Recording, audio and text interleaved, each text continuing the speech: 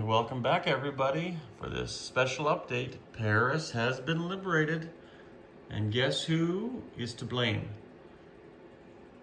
The Soviets. The Soviets lend-leased this lovely British trained airborne down here that left London, went into Paris, liberated Paris with air support, and in turn liberated all Vichy territories. And now France is a major power again, and on top of that, 4 militia were liberated. The French underground rose up and went on the offensive into Normandy and Aquitaine. And right now they are on, they have liberated 2/3 of Paris. On top of that, they also got a free foreign legion down here that was placed in Syria. But on top of that, the French Navy, the former Vichy Navy, left port in the night and sailed for safe harbor. We have the 2 great battleships, the Richelieu and the Gascon, linking up with the King George V into the Gibraltar port there, along with the Empire Regent. So they're in port right now, protected by Force H, which is an international coalition of the Eagle, Suffolk, Serapis, and the French torpedo boat destroyer, the Baliste, or the Baliste, whatever. And down here, 2 other ships, the Marseille and Les Fantastiques, the Ajax, Neptune, and Tuscan, along with Anzac, light cruiser and destroyer, all are in Force Z here, protecting the Red Sea. And the Nelson and the Dorchester and the Norfolk have indeed gone into port as well. More French boats on the loose. The Vonnier, she left port there, and now she's protecting British trade routes here in the Mediterranean. And over here, the Acheron, which was a free French boat to begin with, was down here and sailed north, possibly to raid Japanese shipping lanes. So, very interesting here. This may have turned the tide in the war to the Allies' side, which I originally actually did predict, but this might now mean the Russians have done themselves a disfavor, because now they might have to start lend-leasing to the Axis instead of the Allies. With the balance of power of that French Navy and setting the German plans back here, it might take them a bit to recover, and hence the Italians and other nations might need support. We'll see what happens. It's going to be a long game, hopefully a long game. In the north, though, U-37 rated line down here, the Atlantic line, for 6 million tons in the last 6 months, or the last 3 months, technically, where we are right now in the timeline. So consequently, obviously that put a dent into British morale and their income. Down here, U-857 rated the Southern Atlantic line for 3 million tons.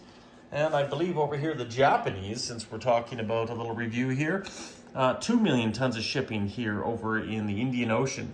And you can see several Japanese U-boats conglomerated on that attack as well.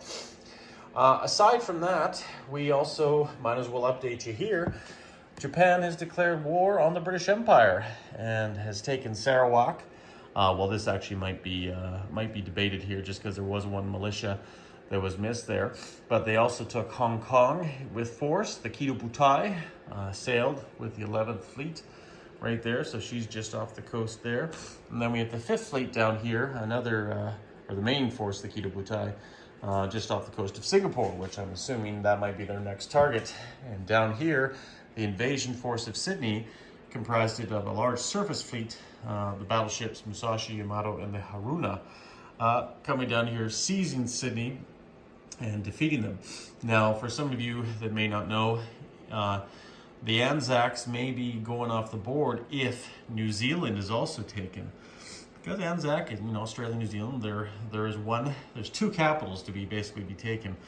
And if Auckland falls, well, Auckland and I believe Wellington, if they fall, then we have an issue here with the Anzacs, because they may go extinct. So they got lend-lease, I believe, from the French of all things, infantry down here to northern Zealand. So they're going to try to hold on as best they can. If not, well, Anzac may not be long for this world here. But the Japanese are on the move. So there's pros and cons on both sides. Down here we have the Admiral Graf Spee and 2 German U-boats fleeing from their raiding conquest down here and possibly heading back into the Atlantic to do some more raiding, which is a little bit historically accurate, which is kind of fun.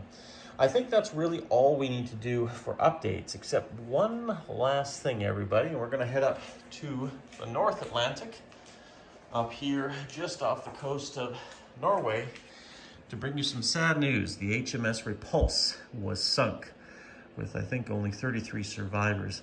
The U-5 and the German Luftwaffe was to blame, but the U-5, which was a coastal submarine, struck the killing blow that sunk the Repulse. And big hit to morale. She's the only battle cruiser in the fleet, but nonetheless, in England, they're massing a new force, Force K, with the Prince of Wales, the Courageous, and the Furious, just hot off the press with their fighters just involved in the Battle of Paris, coming back there. So they may head north to help defend the Repulse's honor and take the northern shipping lanes, which is also right where a special Soviet Arctic Line convoy is involved in. So guys, simple, easy review here, but all quiet on the Eastern Front because we have good camaraderie between the Germans and the Soviets right now, and we have the Hindenburg and the Graf Zeppelin doing their runs back and forth here. But aside from that, the Russians are very peaceful right now, and they're celebrating the birth of their new battle cruiser, the Stalingrad. So guys, we'll see what the next events happen here, what the Italians have in store, possibly for Abyssinia or other theaters here.